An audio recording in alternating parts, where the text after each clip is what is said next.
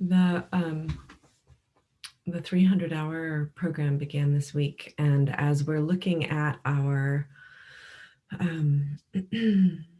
the first thing that we're doing is we're doing this Seva project. And so, of course, the first step in that is coming back to ourselves, right? Coming back to why do we want to help? Why do we want to serve? And the difference between supporting and serving and fixing. So there's a very subtle difference there. Fixing has this quality of assuming that the other person doesn't know. Fixing is kind of an egoic stance of where either I know better than the other person, or I can't stand the suffering of the other person. The other person's pain or suffering or situation is so uncomfortable for me. I can't sit with it. I can't be with it in myself. So I have to move out and fix it. I have to make it better. But it's not about the other person in that. See, it's about my discomfort, my inability to be with that pain and that suffering. So I have to eliminate that in the world because of how it makes me feel, also an egoic stance. And then there's serving. And serving is, it comes from a humble place, a place of just being open, a place of letting the heart expand to hold whatever is present in the space. And so when we start on a path of service, or we have in our hearts that we want to help in the world, there's very rich and deep work for us to do within our own self to kind of clarify our motivations and to understand why it is that we're extending ourselves out in that way.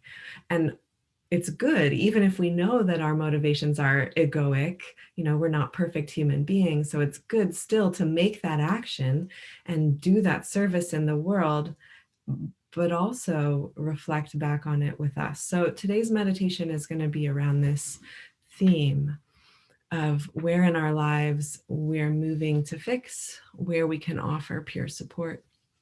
So let's go ahead and come into it then, closing the eyes.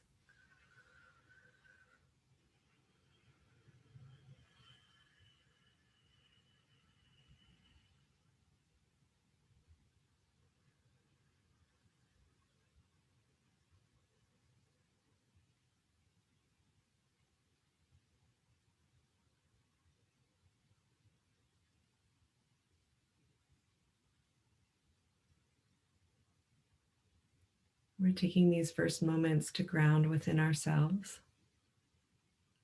and to just focus on the breath and going through whatever inner process we go through to anchor our awareness in the present moment. So some of us may use the physical sensation of our body, grounding through the feet, grounding through the hips, grounding down through the surfaces that are supporting our body.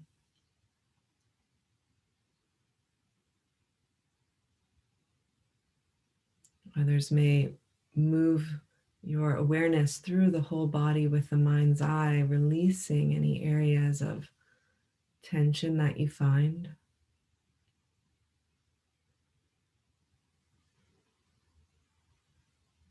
And still others may just focus entirely upon the movement of the breath in and out. So we'll take a few moments for any of those possibilities or any other possibility for you to become here, for you to become now.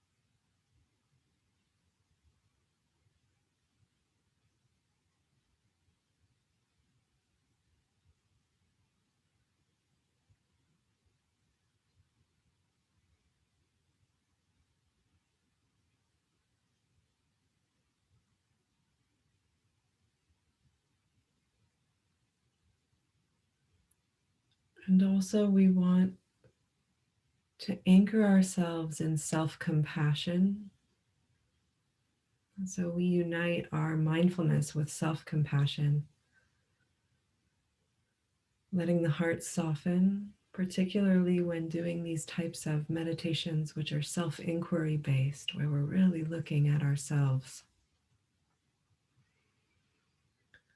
The mind can be sharp and quick to judgment and criticism, quick to blame. So let us stay in the heart of compassion and do our best to love tenderly and compassionately whatever we find.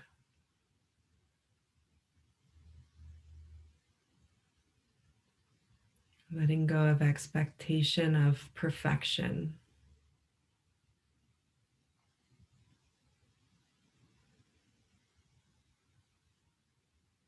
And instead opening to befriending what we find, because it is exactly these points of rub within us where we have the opportunity to learn something more and to grow deeper. If we were already perfect, there would be nothing to do.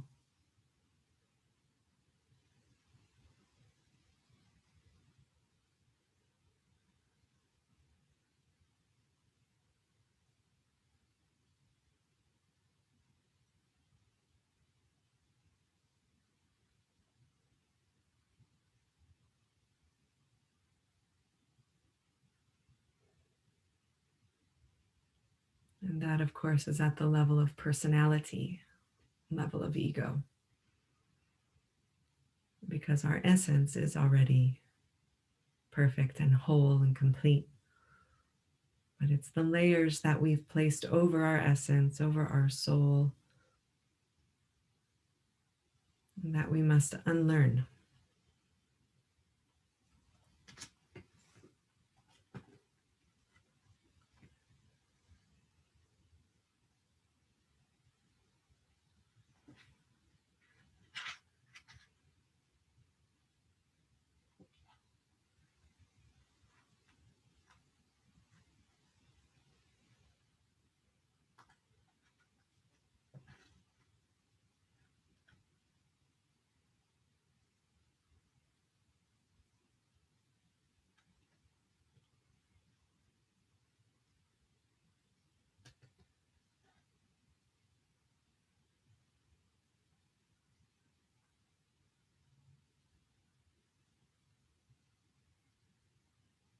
Pity is a way that we keep suffering at arm's length.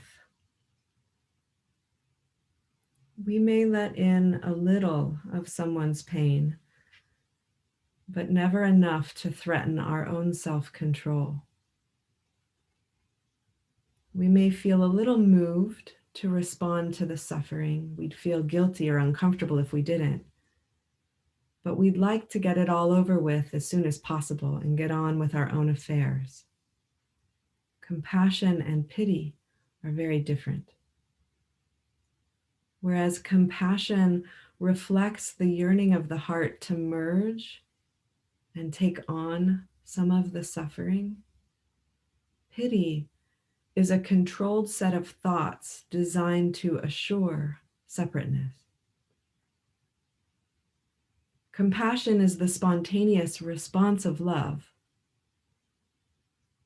Pity, the involuntary reflex of fear.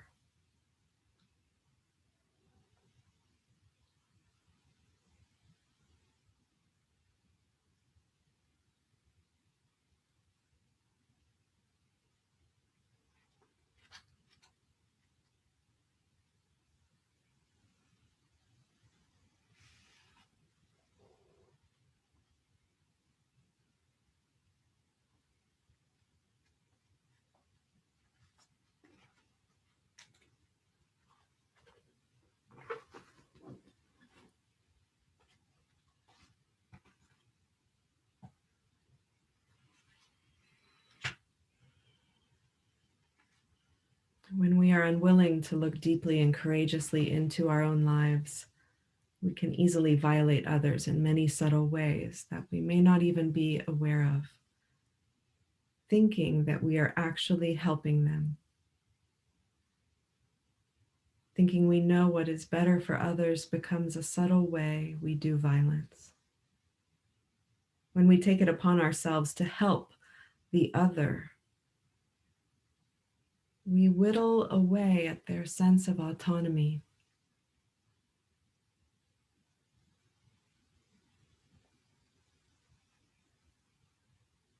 What is to be cultivated is a trust in the other's ability to find the answer they are seeking.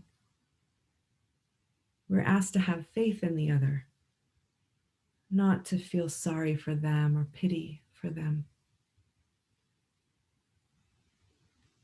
We're to trust the other's journey and love and support others to their highest image of themselves, not our highest image of them.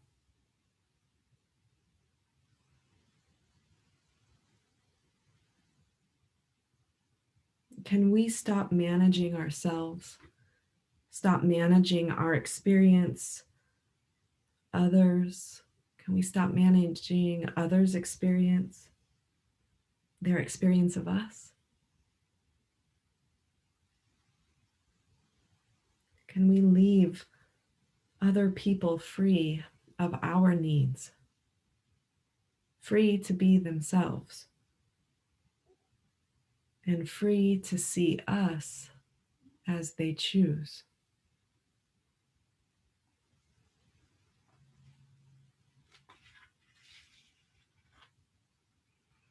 The violence we do to others by thinking we know what is best for them is dramatically illustrated in a story from India. It seems a passerby witnessed a monkey in a tree with a fish.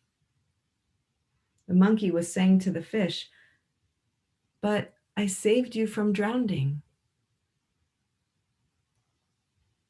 The monkey, thinking it had saved the fish, had taken the fish to a place that couldn't meet any of the fish's needs for survival or growth.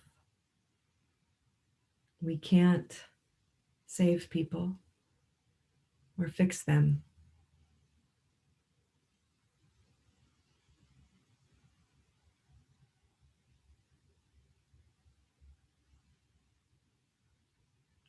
Handling challenges gives us each a sense of skill, self-esteem, and accomplishment.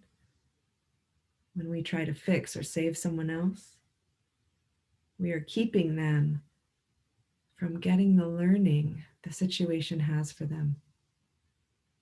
Like the monkey, when we try to take someone out of their challenge or suffering, we take them out of the environment that offers them a rich learning experience.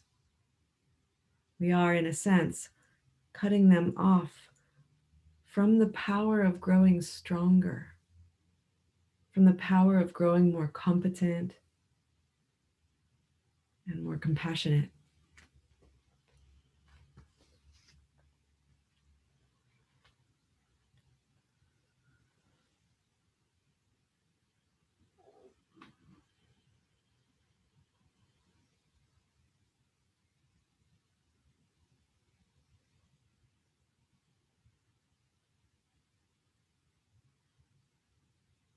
So we can feel and see how when we're moved to help,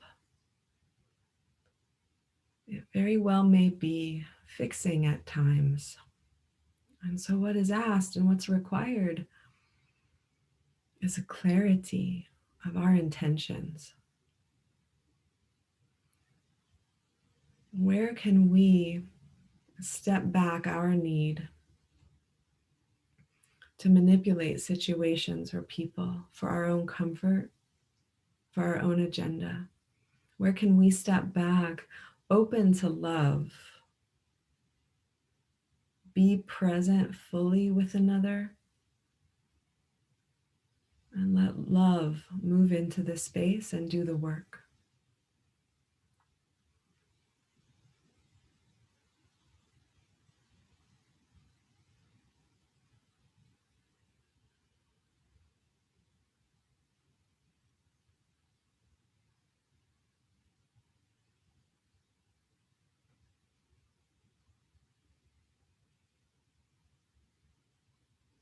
Taking a few deep breaths.